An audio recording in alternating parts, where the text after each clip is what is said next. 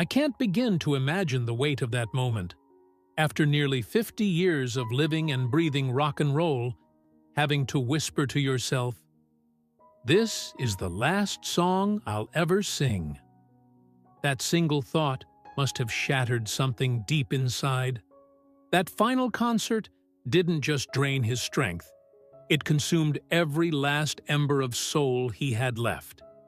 Ozzy Osbourne, the Prince of Darkness, the father of heavy metal, the thunderous voice behind 1,000 anthems, took his final bow while the world was still cheering. But behind the roar of the stage, death had already begun to silence a legend. As countless artists were still chasing the spotlight, Ozzy quietly slipped away. And among them stood Alice Cooper, moments away from taking the stage when the devastating news hit him like a bolt of lightning. What happened next will tear at even the toughest hearts. Before we begin, if Ozzy's voice ever echoed in your youth, if his music ever lit a fire in your soul, click like as a simple gesture of tribute and remembrance. No one knew it then, but what unfolded that night wasn't just a concert. It was the last heartbeat of a legend, echoing through thousands of trembling chests, a cry of defiance hurled into the void before silence came for him. That night, Villa Park transformed into something more than a stadium. It became a cathedral of sound, memory, and farewell. Just over 2 weeks before he left this world, Ozzy Osbourne stepped into the light for the last time. Not as a patient, not as a fading star, but as the roaring titan he had always been. The Back to the Beginning concert was more than a show.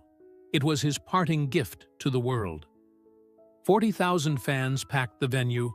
Some had traveled across continents, many with trembling hands clutching vinyls, tattoos inked with his lyrics, eyes brimming with reverence. The atmosphere was electric, haunted by the awareness that this might be goodbye. For many, it felt like the end of an era, the final exhale of a voice that had once shaken the very core of rock and roll. Ozzy, frail but unyielding, was rolled onto the stage atop a throne of blackened steel, a visual echo of both vulnerability and defiance. Though his body had weakened, his spirit remained unbreakable. The lights dimmed, and the audience held their breath. Sharon Osbourne had moved heaven and earth for this moment. Quietly, behind the scenes, she had orchestrated the impossible. The reunion of Black Sabbath after 20 years, the coordination of global rock icons like Metallica, Guns N' Roses, and Judas Priest, and the negotiation with medical advisors who warned against any performance. But love doesn't obey logic. And Sharon knew that this concert wasn't about spectacle. It was about soul, about finishing life on his own terms. This wasn't just another tour date. This was legacy.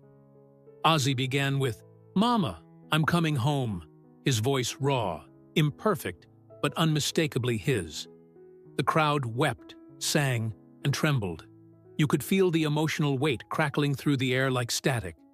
Then came No More Tears, which felt like a prayer, and finally, Crazy Train, a final burst of rebellion, energy, and gratitude.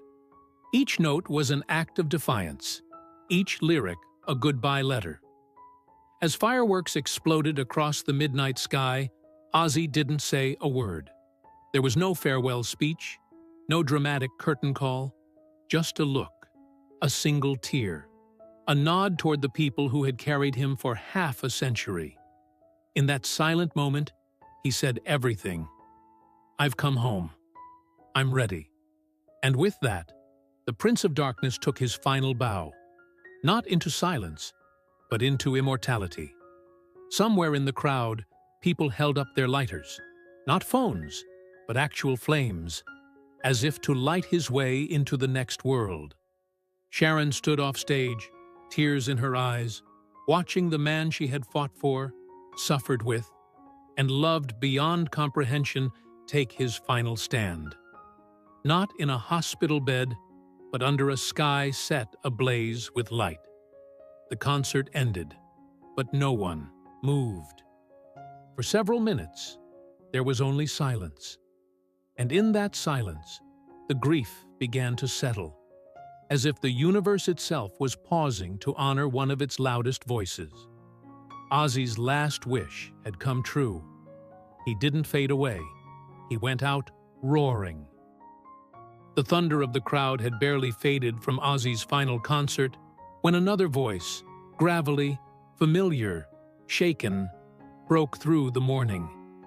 Alice Cooper, the eternal showman, the man who once painted the stage with horror and rebellion, now stood speechless backstage.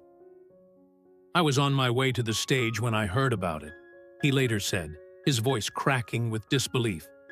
"I went, 'That's not right.'" Those few words, raw and unscripted, spoke volumes. This was no publicity statement, no rehearsed eulogy. It was a gut punch from one legend to another. That night, standing beneath the spotlight, Alice did what Ozzy would have done. He turned pain into power. As his set ended, he didn't walk off. Instead, he stood firm, raised a hand, and told the crowd, "Everybody, let's say goodnight to Ozzy." The arena held its breath, and then, in one thunderous roar, thousands of voices rose together. "Ozzy! Ozzy!" It wasn't rehearsed. It wasn't planned. It was instinctual, primal, a grief that needed to scream. For decades, the two men had walked parallel paths through the shadows of rock and roll. They weren't best friends who called each other every week. But what they shared ran deeper than casual friendship. It was a rare, hard-earned respect, forged in the fires of the same hell. Alice knew Sharon. He'd met Jack. He'd stood on stages with Ozzy in Brazil, in festivals, even shared verses on Hey Stupid. But they were never the "let me call Ozzy up" kind of friends. They were warriors from the same battlefield. And when one falls, the other feels it in his bones. In interviews following the tragedy, Alice couldn't find the words. Because how do you explain losing someone who defined an entire genre? Who sang the soundtrack to your chaos?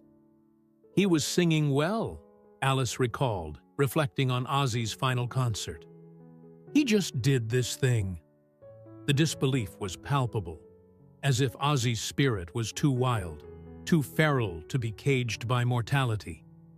The news didn't just sting, it destabilized something in the rock world. Alice admitted, "Even though you know it's coming, it still shocks the system." That night, beneath the screaming guitars and burning lights, Alice wasn't just performing. He was mourning. He was saluting. And in those few minutes, the grief of millions was funneled through one voice, a peer, a brother in arms. There was no elaborate speech, no drawn-out tribute, just one moment, one name, one tidal wave of voices that reminded the universe that Ozzy Osbourne was more than a man. He was a movement. He was myth. And in that arena, for one final time, the echo of his name rose like thunder. Alice Cooper didn't need to say more.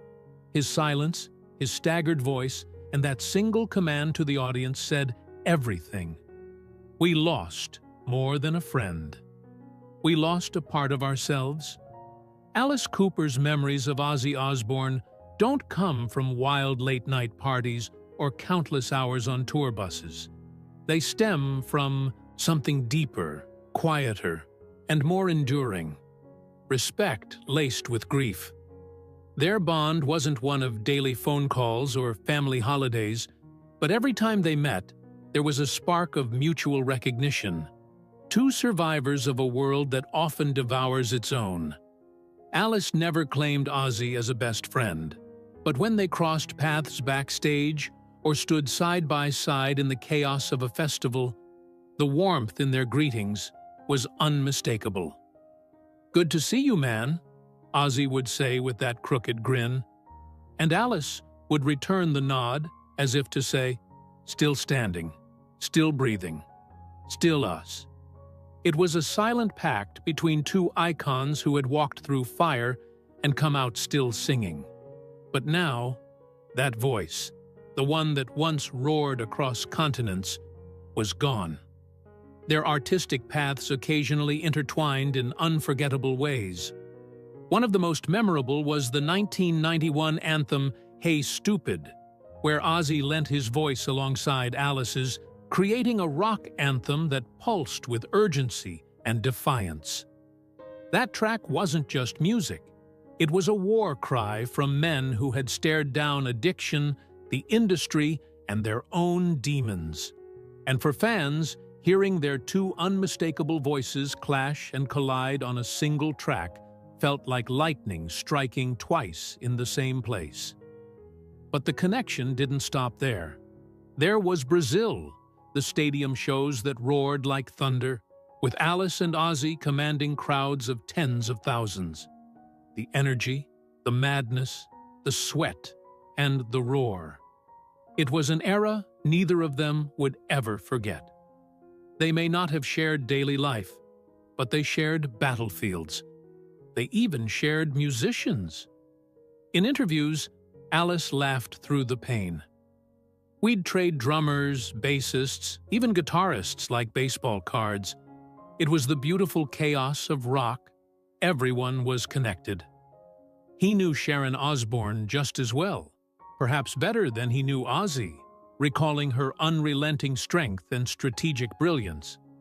Alice remembered meeting Jack Osbourne a few times, enough to glimpse the loving and chaotic family Ozzy built behind the scenes. But behind the laughter and memories, there was now a silence, one that felt deafening. And though they weren't close in the traditional sense, the loss of Ozzy struck Alice like a steel-toed boot to the chest. "He was a lifer. Just like me," Alice said, his voice thick with the weight of memory. That one sentence says it all. A lifer isn't someone who sings for fame or for money. A lifer bleeds music, lives on the edge, endures addiction, loss, betrayal, disease, and still walks out onto that stage night after night, because the silence is worse than the pain. That's what Ozzy was. That's who Alice is. Two madmen who chose music over everything else, and in doing so, became immortal. And now, one of them sings alone. In the quiet moments before Alice steps on stage now, there's a ghost standing beside him. The echo of a friend not often seen, but deeply understood. The kind of friend whose absence leaves the lights dimmer, the guitars quieter, and the crowd just a little more hollow.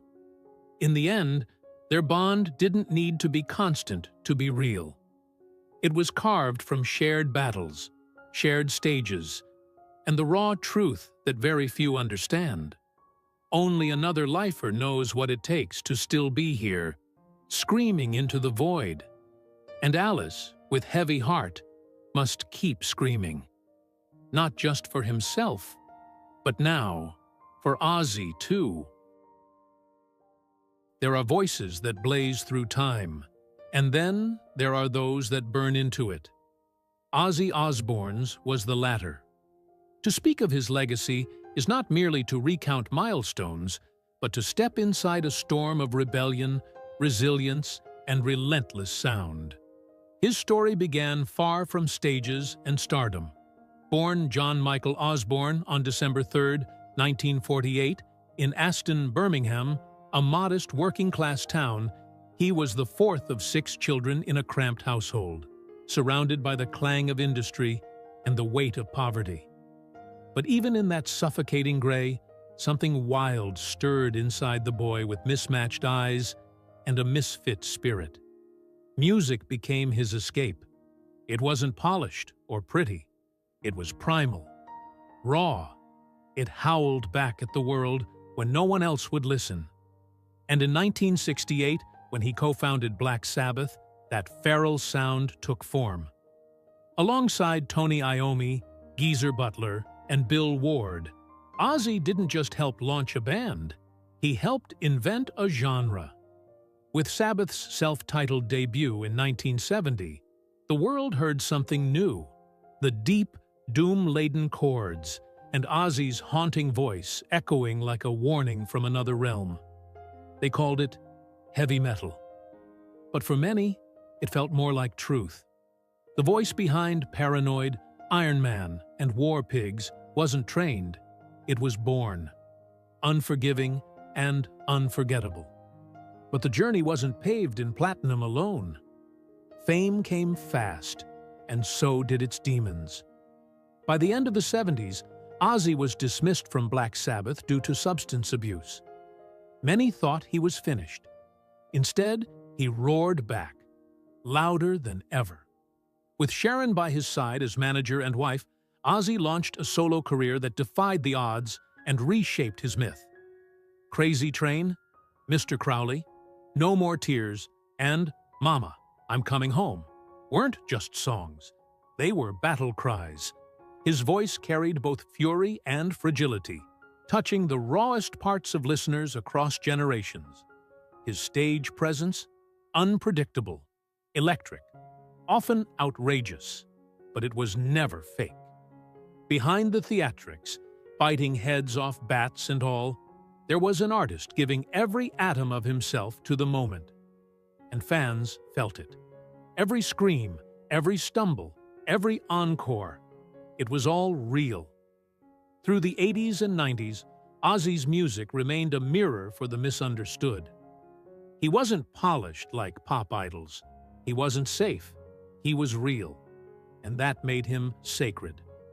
When MTV's The Osbournes aired in 2002, the world saw another side.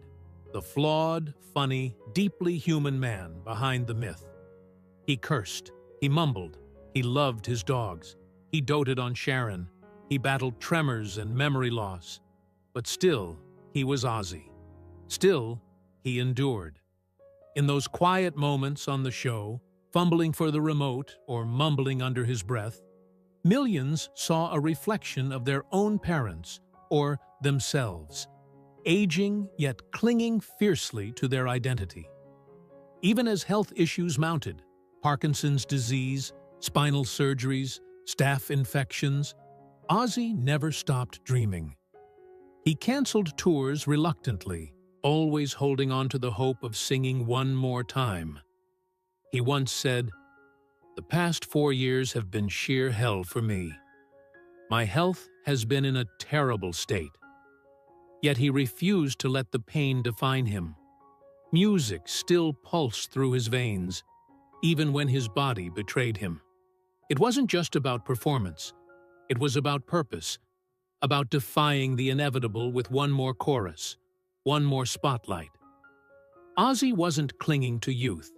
He was clinging to the truth of who he was. What set Ozzy apart wasn't just his sound. It was his soul. He wore his scars like medals. He never hid from the madness. He harnessed it. And somehow, through decades of chaos, he forged connection. His lyrics became lifelines. His concerts became communion. His fans didn't just cheer. They confessed, cried, and screamed with him. Because Ozzy never sang from above. He sang from beside us, from the gutter, from the edge, from the fire. And even in his final months, he spoke not of regret, but of one last dream: to return to Birmingham and sing not as a patient, but as a performer. That dream, back to the beginning, was realized. Against all odds, through tears and stubbornness, and the unbreakable will of a man who refused to let death steal the mic. And with it, a final echo of everything he stood for. Ozzy's legacy is not encased in gold records or magazine covers. It's in every teenager who found solace in his screams, in every misfit who saw themselves in his madness, in every moment where darkness found a voice, and that voice roared back. He wasn't just the Prince of Darkness. He was a lighthouse for the lost, a storm that never passed, a fire that never faded. And now, Though his voice may no longer thunder on stage, it lives on in every note he left behind. Ozzy didn't simply make music. He made history, with blood, sweat, and soul. And we will never hear silence the same way again. Because now we know that even silence can sound like Ozzy.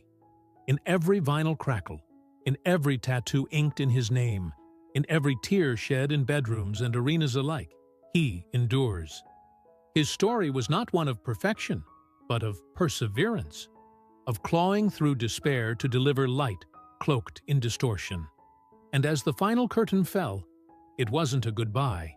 It was a promise that somewhere, in the static between stations or the howl of a midnight guitar, Ozzy Osbourne still sings. In the final dusk of Ozzy Osbourne's extraordinary journey, as the stage lights faded and the voice that once shook arenas softened into a faint, weary whisper, the world bore witness to a transformation more profound than any encore.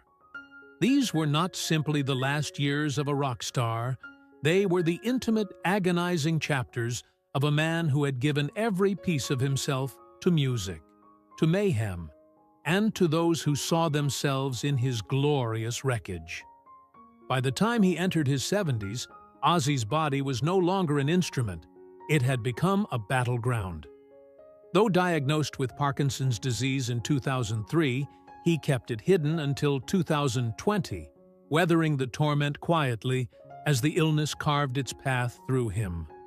He endured endless spinal surgeries, relentless nerve pain, and backstage collapses that would have broken most men. But Ozzy kept showing up, not for obligation, but for something purer, a sense of sacred debt to the fans who stood by him through every descent, every climb, every resurrection. His last act of rebellion didn't unfold in a stadium's thunder. It unfolded in the fragile stillness of vulnerability. During his final creative stretch, Ozzy recorded Patient Number 9, an album not born of ambition, but of desperation, a last confession pressed into sound. Each lyric bled like a goodbye. Each riff was a defiant heartbeat against the looming silence. "I'm not afraid to die," he once admitted. "I'm more afraid of not being remembered." The recording sessions were grueling.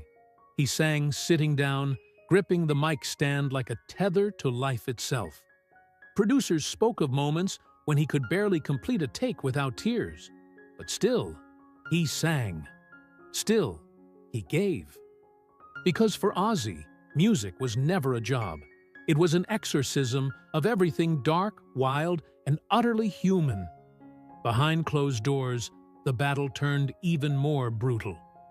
Sharon recalled how he often described himself as a ghost within his own body, watching the world spin while he remained frozen. But every morning, he clawed toward purpose, drawn forward by a memory, a melody, or simply the laughter of his children echoing through the hall. He never sugarcoated his past. In his final interviews, he laid it bare, the addictions, the failures, the father he wished he'd been. "I wasn't always good," he confessed, "but I always tried to come back better." And he did, again and again, until his body could no longer carry the flame his soul still fanned. As his time grew short and hospital visits multiplied, his family became his anchor. Jack, Kelly, and Amy read him fan letters filled with stories of survival and gratitude. Sharon never left his side, her voice the last thing he heard every night, whispering truths that belonged to just the two of them. And then, silence. A kind of silence that no stage could hold. A silence vast, sacred, and final. When Ozzy Osbourne passed, the world didn't just lose a musician. It lost a force of nature. A defiant fire that had burned through generations, lighting the way for misfits, rebels, and the broken-hearted. His agony became our anthem, his chaos, our clarity. He may have died in silence, but the echo of his life is eternal. In every searing guitar solo, in every outsider who finds themselves in a guttural lyric, in every soul who dares to rise one more time, Ozzy lives on. That is his legacy. That is the immortal roar of a spirit that refused to be silenced. And yet, behind every note he fought to sing, there was one soul holding it all together. Not on stage, but in the shadows, where the fiercest love often lives. For over 40 years, Sharon Osbourne was not merely Ozzy's wife. She was his fortress, his constant pulse, the architect of his comeback, and the only soul who truly understood the full weight of his chaos. Through bloodied tour nights and sleepless interventions, through whispered prayers in ICU rooms and backstage rituals before every show, Sharon had been there. Ozzy was fire and thunder. Sharon was stone and resolve. But now, the stage was hers to command, and the final curtain call rested in her hands. This time, she would orchestrate not a comeback, but a farewell worthy of legend. She didn't announce it. Not to the press, not even to their children. Instead, she carried the plan like a sacred ember, shielding it from cynicism and fear. The doctors scoffed. Friends pleaded. Ozzy himself protested, weakened by disease and years of relentless wear. "I can't, Sharon. I'm no one anymore," he had whispered in despair. But she answered without hesitation, "You're still Ozzy, and the world still needs to hear you roar." Behind locked doors and under the heavy silence of night, Sharon rallied forces. She coordinated medical clearances, fought endless legal clauses, secured venues, and demanded impossible concessions, all for one night of immortality. The stakes were more than personal. This wasn't about fame or closure. This was about love, about dignity, about giving Ozzy the right to end his story on his own terms, not on a hospital gurney, but in front of those who had cheered for him across generations. In their quiet rehearsals, when Ozzy winced with every note, she knelt beside him. When his lungs faltered, she whispered, "Sing only what you can." The silence between your words is music, too. When his hands could no longer grip the mic, she held them, steady as the faith that carried them both. Sharon wasn't just managing logistics. She was waging a war against time, calling in favors at midnight, assembling musicians who owed their beginnings to Ozzy, choosing stage lighting that wouldn't blind his sensitive eyes. She curated every firework and camera angle as if they were hymns for the dead. Because in her heart, she knew this performance was not just a goodbye. It was Ozzy's final act of rebellion against fate, a scream into the void, a promise that even legends do not fade. They explode into the night sky. And when all was set, when the last signature was inked and the final note rehearsed, Sharon walked into their living room, clutching the concert blueprints. She didn't cry. She didn't plead. She simply placed them before him and said, "July 5th, your stage, your city, your name in lights. One last time." In that moment, with skin sagging from pain and breath thin as smoke, Ozzy looked at her and smiled. Not with joy, but with purpose. Because the woman he trusted most had done the impossible. She hadn't saved his life. She'd saved his ending. This wasn't a concert. It was resurrection through love. A moment so pure, so thunderous, that the world would remember not how he died, but how she made sure he lived until the very last note.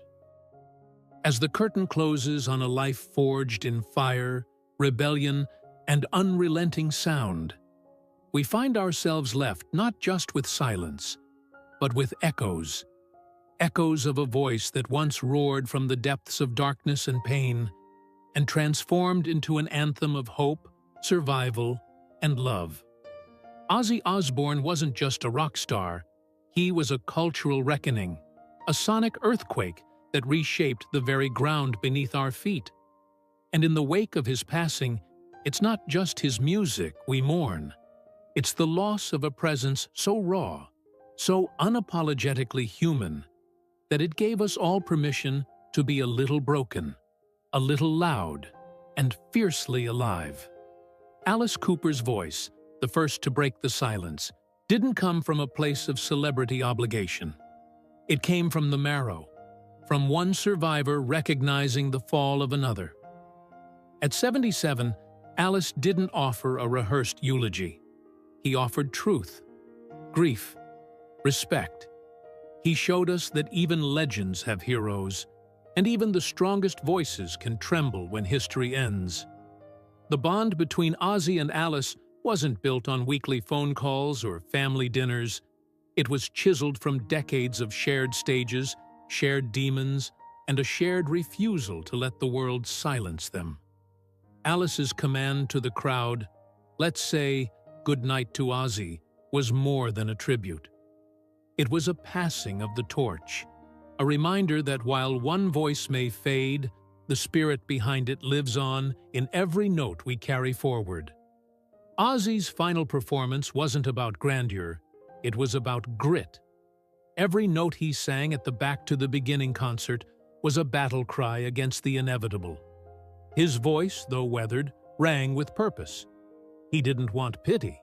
He didn't want tears.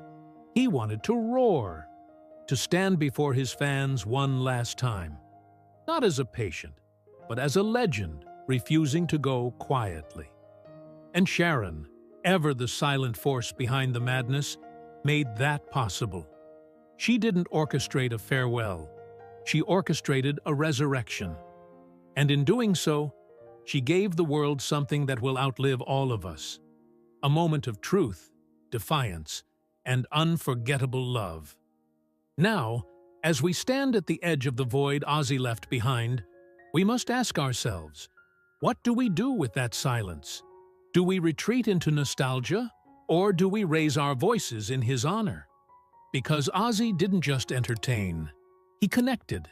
He offered sanctuary to the strange, the hurting, the misunderstood. He showed us that even in madness, there is magic.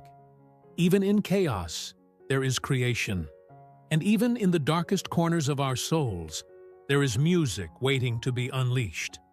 This is not just the end of Ozzy's story. It's the beginning of his myth. His legacy will not be measured in chart numbers or award statues, but in the way hearts throbbed during No More Tears, in the wild freedom of Crazy Train, in the raw confession of, "Mama, I'm coming home."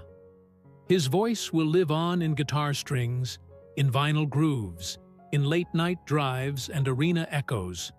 And yes, in the trembling voice of Alice Cooper, who, like all of us, now sings a little lonelier. So if Ozzy ever lit a fire in your soul, if his lyrics ever stitched you back together when the world tried to tear you apart, honor him now. Click like, share his story, leave a comment, tell us what his music meant to you. Because Ozzy didn't die in silence. He went out roaring. And now, it's our turn to make sure the world keeps listening. Rest in power, Ozzy Osbourne. The lights may have dimmed, but your fire will never fade.